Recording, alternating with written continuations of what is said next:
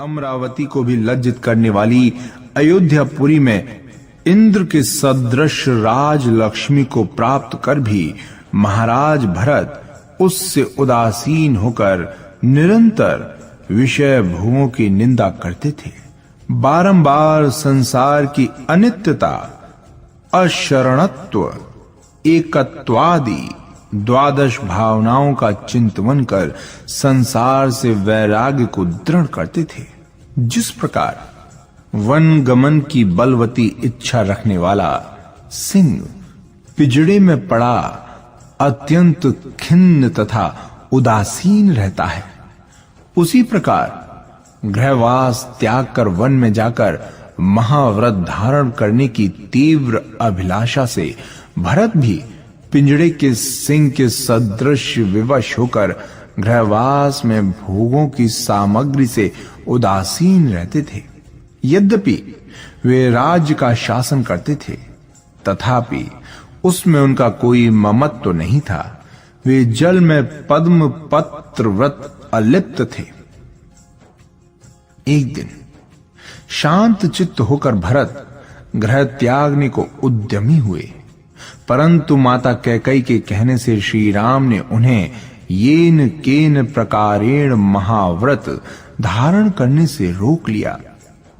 भरत ने श्री राम से कहा, आपके प्रसाद से मुझे अपने गृह में ही स्वर्ग के सदृश सुख भोग उपलब्ध है, परंतु उनमें मेरी रुचि नहीं है। ये समस्त संसार अत्यंत विषम तथा भयानक महासागर है, जहां मृत्यु रूपी पाताल कुंड अत्यंत ही गंभीर है। इस संसार में जन्म मरण रूपी लहरें निरंतर उठती रहती हैं। राग द्वेषी रूपी भयंकर जलचर इसमें निवास करते हैं। ये रति अरति रूपी अत्यंत खारे जल से परिपूर्ण है। इसमें शुभ अशुभ कर्म रूपी चोर विचरते हैं। अतएव मैं मुनि रूपी जलयान में बैठकर संसार रूपी इस भयानक सागर को पुरुषार्थ पूर्वक उत्तीर्ण करना चाहता हूं। पूज्य पिता के वचन का पालन कर सुदीर्घ काल तक राज्य संपदा भोगी, पुत्र के सदृश प्रजा का पालन किया तथा गृहस्थ धर्माचरण के अनुसार साधु संतों की सेवा की। अब तो पिताश्री ने जो दिशा पथ अपनाया था वही मैं भी धारण करूंगा। इस प्रकार कहकर भरत वैराग्य लेने के लिए उद्यत हो गए। स्नेहवश लक्ष्मण ने भरत का हस्त थाम लिया। समस्त भ्राताओं और बंधुओं ने आकर भरत को अनेक प्रकार से समझाया तथा उन्हें जल क्रीड़ा निमित्त सरोवर पर ले गए।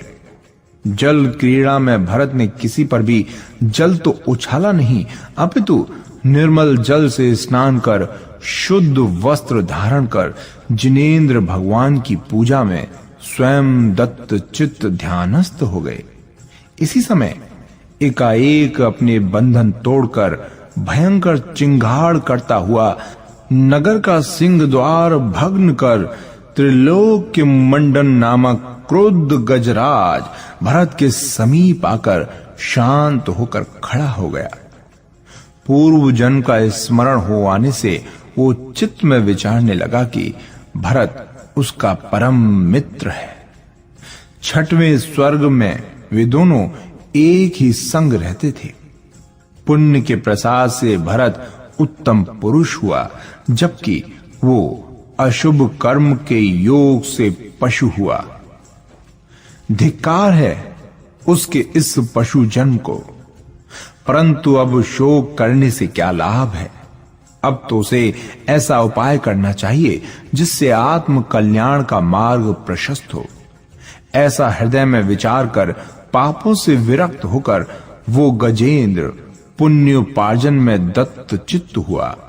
धर्म ध्यान में लवलीन अर्थात दशानन के गजराज त्रिलोक के मंडन को विविध आभूषणों से सुशोभित कर भरत और सीता विशाल्या को उस पर आरूढ़ कराकर श्री राम तथा लक्ष्मण उसे नगर में ले आया, किंतु वो गजराज अन्न जल का त्याग कर पुनः भरत के समीप आकर ध्यानारूढ़ अवस्था में खड़ा हो गया।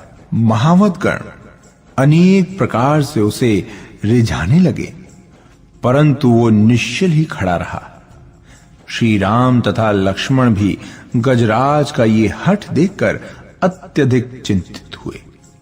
इसी अवसर पर त्रिकालदर्शी केवली द्वय देश भूषण तथा कुलभूषण, यानी जिनका श्री राम तथा लक्ष्मण ने वंश स्थलगिरी पर उपसर्ग निवारण किया था, अयोध्या के महेंद्रोदय नामक वन में आकर विराजमान हुए।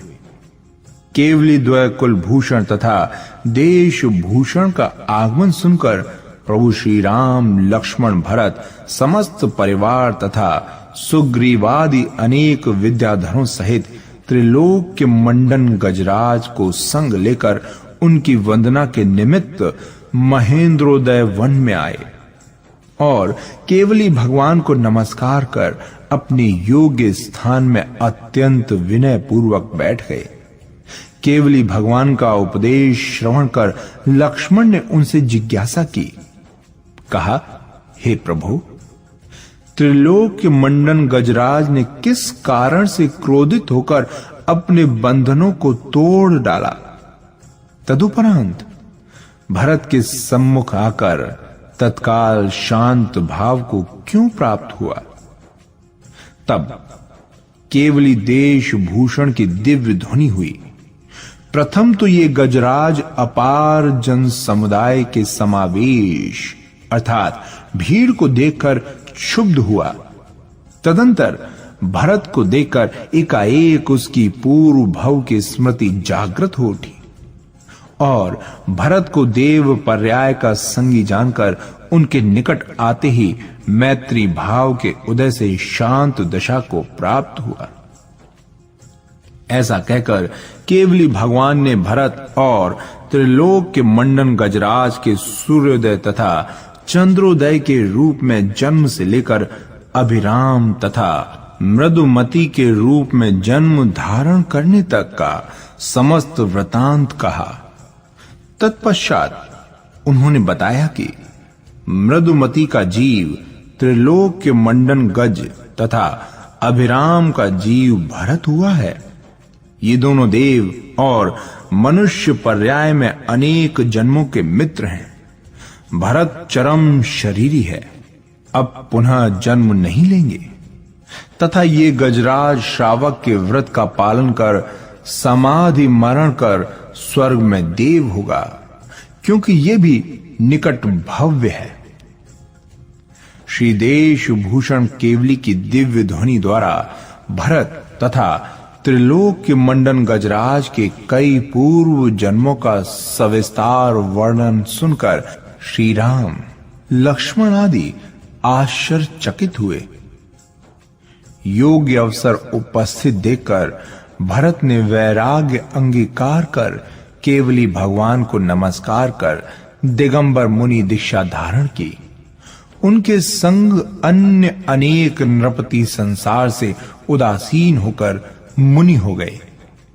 भरत को वैराग्य लेते देखकर प्रथम तो माता केकई करुण विलाप करने लगी, परंतु श्री राम तथा लक्ष्मण इनके द्वारा समझाए जाने पर नारी पर्याय को धिक्कारती हुई स्वयं भी संसार से विरक्त होकर पृथ्वीमती आरिका के निकट अन्य 3 शतक स्त्रियों सहित आरिका हुई।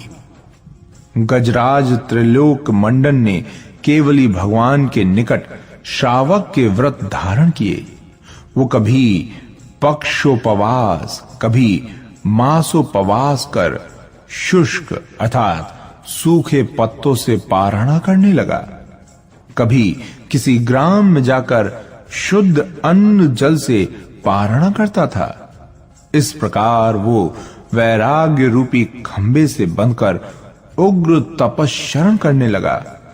अंत समय में आहार का त्याग कर समाधि मरण धारण कर वो 6वें स्वर्ग में देव हुआ।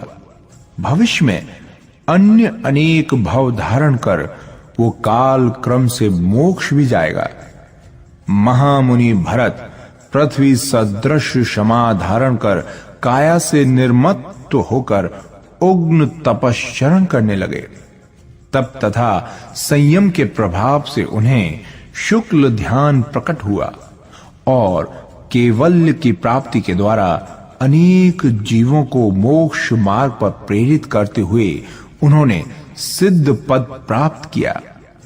उनके संग अन्य जो भी नरपति गण मुनि हुए थे, उनमें से कई मोक्ष गए, कई अहमिंद्र हुए और कई स्वर्ग में उत्कृष्ट देव हुए। भरत के दीक्षा लेने के उपरांत अनेक राजा तथा विद्याधर श्री राम के समीप गए और उनसे राज्याभिषेक कराने की प्रार्थना करने लगे। श्री राम ने मधुर शब्दों में कहा, आप वासुदेव लक्ष्मण का राज्याभिषेक कीजिए। समस्त एकत्र होकर लक्ष्मण से राज्याभिषेक करवाने का आग्रह करने लगे। तब लक्ष्मण स्वयं उनको संग लेकर प्रभु श्री राम के समीप आए और विनय पूर्वक उन्हें नमस्कार कर कहने लगे, हे देव, इस राज्य के स्वामी आप ही हैं। मैं तो आपका आज्ञाकारी अनुचर हूं। प्रभु श्री राम ने कहा, हे वत्स, तुम चक्रधारी नारायण हो, अतएव तुम्हारा ही राज्याभिषेक होना सर्वथा योग्य है। अनेक वाद विवाद के पश्चात अंत में दोनों ही भ्राताओं अर्थात श्री राम लक्ष्मण का राज्याभिषेक होना निश्चित हुआ। नगर में राज्याभिषेक का आयोजन होने लगा। अयोध्या में सर्वत्र उल्लास व्याप्त हो गया। निश्चित समय पर दोनों भ्राता मुकुट, भुजबंध, हार, केयूर, कुंडलादि आभूषणों से विभूषित हुए। देव, विद्याधर एवं भूमि गोचरी अनेक राजाओं द्वारा श्री राम, लक्ष्मण, सीता तथा विशाल्या का विधि पूर्वक राज्याभिषेक हुआ। समस्त चैत्यालयों में पूजा तथा उत्सव का विशेष आयोजन किया गया। राज्य तथा प्रजा की ओर से चारों प्रकार के दान दिए गए। समग्र ने हर्ष पूर्वक श्री राम तथा लक्ष्मण के राज्याभिषेकोत्सव में भाग लिया। प्रसन्न होकर श्री राम तथा लक्ष्मण ने विभीषण को लंका, सुग्रीव को किहिकंदपुर, हनुमान को हनुरूह द्वीप एवं श्रीनगर, विराधित को अलंकारपुर, नल तथा नील को किहिकुपुर, भामंडल को रत्नुपुर और रत्नजटी को देवोपुनित नगर प्रदान किए। अपने अपने पुण्य के अनुसार श्री राम तथा लक्ष्मण के प्रसाद से उन समग्र ने राज्य पाए तथा उनकी आज्ञा से वे अपने अपने स्थान को प्रस्थान कर गए। तदंतर श्री राम ने अनुज शत्रुघ्न से कहा, तुम्हें जहां का राज्य प्रिय हो सो ले लो। अयोध्या चाहो तो आधी अयोध्या ले लो। शत्रुघ्न ने अत्यंत विनय पूर्वक मथुरा का राज्य मांगा। श्री राम ने कहा, हे भ्राता, मथुरा में दशानन के जमाता मधु का राज्य है। मधु तथा उसका पुत्र लवणार्णव अत्यंत पराक्रमी और दुर्जय है। अतएव मथुरा के अतिरिक्त अन्य जो भी स्थान चाहो उसे ले लो। तब माता सुप्रभा के पुत्र वीर शत्रुघ्न ने कहा, मुझे तो आप मथुरा का ही राज्य प्रदान करें। यदि मैं मधु को संग्राम में मधु के छत्ते की भांति ध्वस्त न कर डालूं तो मैं आपका अनुज तथा महाराज दशरथ का पुत्र कहलाने योग्य नहीं। शत्रुघ्न का प्रबल आग्रह देखकर प्रभु श्री राम ने मथुरा का राज्य उसे प्रदान किया तथा समझाकर कहा, हे वत्स, जब राजा मधु के हस्त में त्रिशूल रत्न हो तभी तुम उससे युद्ध करना। शत्रुघ्न ने श्री राम की आज्ञा शिरोधार्य की। श्री राम को प्रणाम कर और माता सुप्रभा से आज्ञा लेकर वे अनेक राजाओं और शूरवीर योद्धाओं को संग लेकर रणवादित्र उद्घोष करते हुए मथुरा की ओर चले। स्नेहवश प्रभु श्री राम तथा लक्ष्मण कुछ दूर तक शत्रुघ्न के संग गए। फिर वज्रावर्त नामक दिव्य धनुष शत्रुघ्न को प्रदान कर तथा कृतांत वर्क सेनापति को उनके संग जाने की आज्ञा देकर किंचित चिंता युक्त दोनों भ्राता श्री राम और लक्ष्मण अयोध्या को प्रत्यावर्तन कर गए। अब ये सैन्य दल अत्यंत सावधानी पूर्वक गमन कर रहा था। धीर वीर शत्रुघ्न विशाल सेना सहित मथुरा के समीप आए और यमुना नदी के तट पर शिविर स्थापित कर वहीं समस्त सेना को ठहराया। आवश्यक सूचनाएं एकत्र करने के लिए शत्रुघ्न के चतुर मंत्रियों ने अनेक गुप्तचर मथुरा के अंदर भेजे।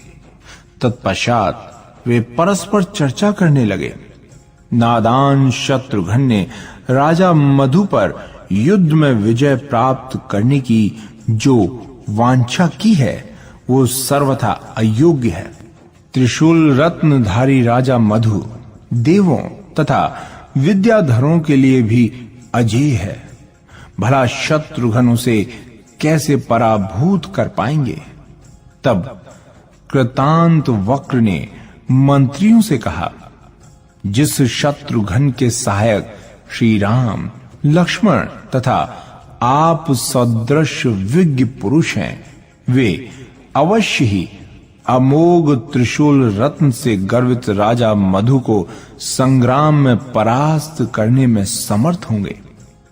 मंत्रियों में परस्पर ये चर्चा हो ही रही थी कि कुछ गुप्तचरों ने आकर सूचना दी।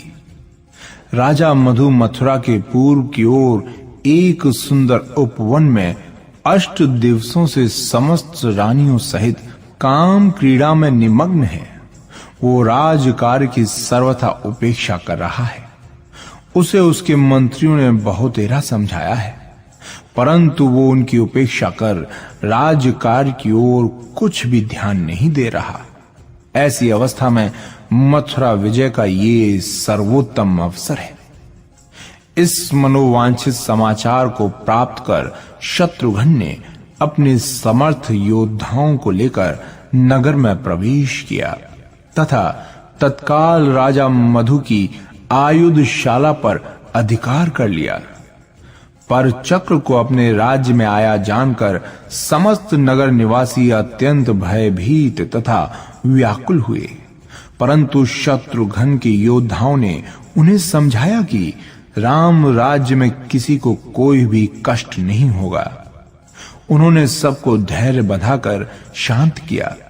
नगर में शत्रु के प्रवेश का समाचार सुनकर राजा मधु अत्यंत क्रोधान्वित हुआ और तत्काल उपवन से नगर की ओर आया, परंतु शत्रुघ्न के सुबटों के पराक्रम के कारण वो नगर में प्रवेश न कर सका।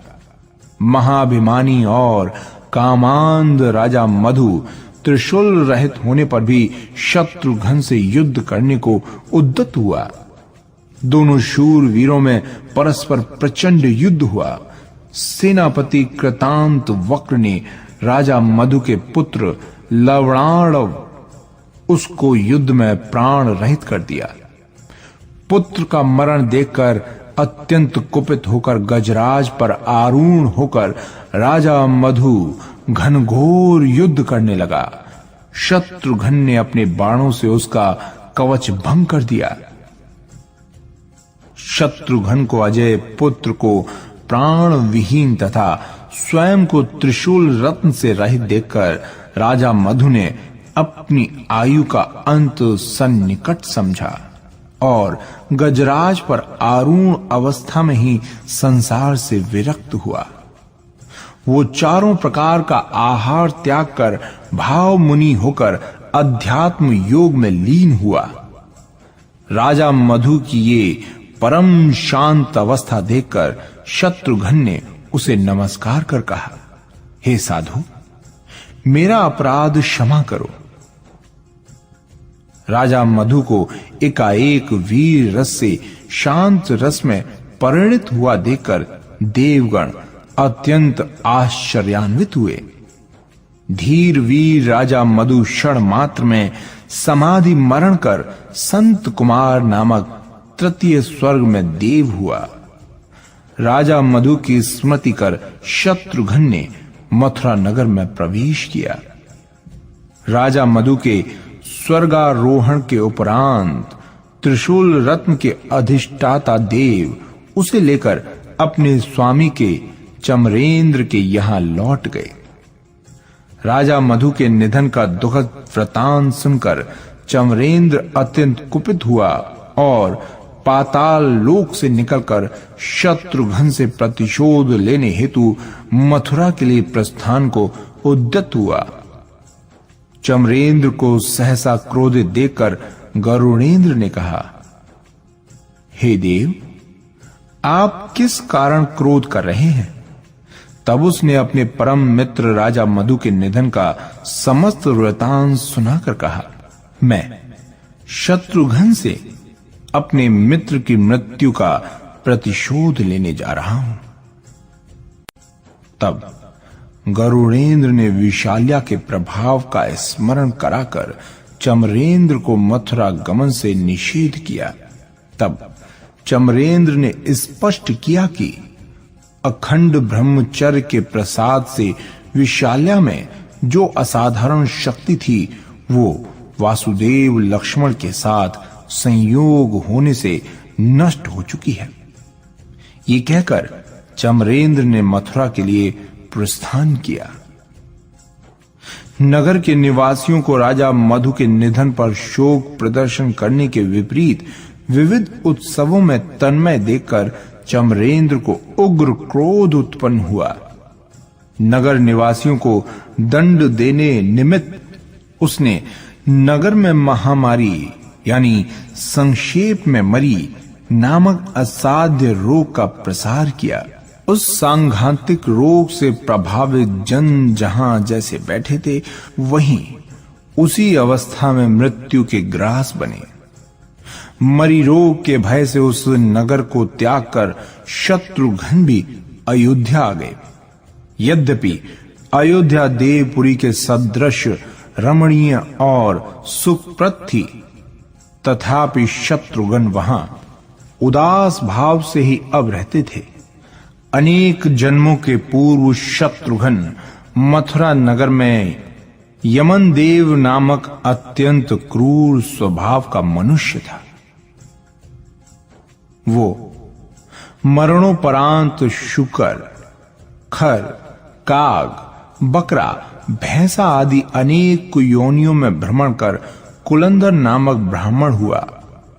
कुलंधर के मनमोहक सौंदर्य और पौरुष युक्त व्यक्तित्व को देखकर उस नगर की रानी उस पर आसक्त हो गई और काम से पीड़ित होकर उसे अपने महल में आमंत्रित किया। उसके महल में प्रवेश करते ही नगर का राजा भी सहसा वहां आ पहुंचा। ब्राह्मण को अपने महल में देखकर राजा को प्रचंड क्रोध आ गया। मृत्यु दंड देने के लिए राजा ने उसे सैनिकों को सौंप दिया। सैनिक जब उसे वध करने के लिए नगर के भायवर्ती वध स्थल में ले गए तो वहां विराजमान कल्याण नामक जैन मुनि ने उससे जिन दिशा लेने की प्रतिज्ञा करा ली एवं उसे सैनिकों से मुक्त करवाया। कुलंधर प्रतिज्ञा अनुसार मुनि व्रत ग्रहण कर तप के प्रभाव से स्वर्ग हुए। किसी समय मथुरा में राजा चंद्रभद्र राज्य करते थे। उनकी एक रानी धारा के 3 भ्राता और 8 पुत्र थे। राजा चंद्रभद्र की अन्य रानी का नाम कनक प्रभा था। कुलंधर ब्राह्मण का जीव स्वर्ग से चढ़कर राजा चंद्रभद्र की रानी कनक प्रभा के गर्भ से अचल कुमार नामक पुत्र हुआ। रानी धारा के तीनों भ्राता तथा 8 पुत्रों ने मिलकर अचल कुमार का वध करने का षड्यंत्र रचा। कनक प्रभा को जब इसका ज्ञान हुआ तो अचल कुमार की प्राण रक्षा हेतु उसने उसे वहां से देशाटन हुए अन्यत्र भेज दिया। वो खिन्न चित्त होकर यत्र तत्र भ्रमण करता हुआ कौशांबी नगर में जा पहुंचा तथा वहां बाण विद्या में पारंगत विशिखाचार्य पर विजय प्राप्त कर विशेष प्रतिष्ठा पाई। प्रसन्न होकर वहां के राजा ने अपनी कन्या इंद्रदत्ता का विवाह अचल कुमार के साथ कर दिया। पुण्य के प्रभाव से राज्य प्राप्त कर और अन्य अनेक देशों पर विजय प्राप्त कर अचल कुमार पुनः मथुरा लौट आया। उसे वापस आया देखकर रानी धारा के तीनों भ्राता तथा 8 पुत्र भय से पलायन कर गए। रानी कनक प्रभा ने राजा चंद्रभद्र से विनती कर अचल कुमार को मथुरा का राज्य दिलवाया। वन में भटकते समय अचल कुमार के कष्ट का संगी उसका अप नामक एक मित्र, जिसने उसके पैर का कांटा निकाला था, एक समय राज द्वार पर आया तो द्वारपाल उसे धक्का देकर बाहर निकालने लगा। जब अचल कुमार ने उसे देखा तो तत्काल ही पहचान लिया और सम्मान पूर्वक अपने समीप बुलवाया और कुछ कालावधि तक स्नेह पूर्वक अपने संग रखा। अचल कुमार ने उसकी जन्मभूमि श्रावस्ती का राज उसे प्रदान कर परस्पर घनिष्ठ मित्रता स्थापित कर ली। एक दिन उद्यान में आचार्य यश समुद्र को देखकर दोनों मित्र संसार से विरक्त होकर मुनि हो गए तथा घोर तपश्चरण कर स्वर्ग गए। वहां से चलकर अचल कुमार का जीव शत्रुघ्न तथा अब का जीव कृतांत वक्र सेनापति हुआ है। शत्रुघ्न के जीव ने पूर्व में अनेक बार मथुरा में जन्म लिया था, अतएव उसका मथुरा से स्वभावतया विशेष अनुराग है। जब मथुरा में सांघातिक मरी रोग से अधिकांश प्रजा पीड़ित होकर काल के कराल मुख में समा रही थी, तब राजा श्री नंदन की रानी धरणी सुंदरी के सप्त पुत्र सुरमन्यु, श्रीमन्यु, श्रीनिचय, सर्व सुंदर, जयवान, विनयमाल तथा संजय मित्र, जो कि अपने पिता श्री नंदन के संग मुनि हुए थे, घोर तपश्चरण कर चारण रिद्धिधारी मुनि हुए। श्री नंदन ने तप के प्रभाव से मुक्ति प्राप्त की। चातुर्मास प्रारंभ होने वाला था, अतएव वे सप्त मुनिगण मथुरा के वन में आए और वट वृक्ष के नीचे विराजमान हो गए। ये सप्त महामुनि चारण रिद्धि के प्रभाव से आकाश मार्ग द्वारा क्षण भर में नगर में पहुंचकर आहार ग्रहण कर पुनः अपने स्थान पर लौट आते थे। इन सप्त महामुनियों के महिमामय प्रभाव से नगर में चमरेंद्र द्वारा फैलाए हुए मरी रोग के दुष्प्रभाव का निवारण अंत हुआ। एक दिवस ये सप्त महामुनि आहार के निमित्त अयोध्या में श्रेष्ठी अर्हदत्त के गृह पर पधारे। चातुर्मास में मुनियों के विहार से श्रेष्ठी के चित्त में कुछ संशय उत्पन्न हुआ। उस समय तो उसने कुछ भी नहीं कहा एवं अपने व्यवसाय हेतु बाहर चला गया। उसकी पुत्र वधु ने भक्ति पूर्वक मुनियों को आहार दिया। आहार ग्रहण कर वे सप्त मुनिगण चैत्यालय की वंदना करने के निमित्त पृथ्वी से 4 अंगुल ऊपर पग रखते हुए चले। जब वे चैत्यालय में पहुंचे तब पीछे से यत्न पूर्वक भूमि को जंतु रहित कर धरती पर पैर रखा। वहां उपस्थित द्युति नामक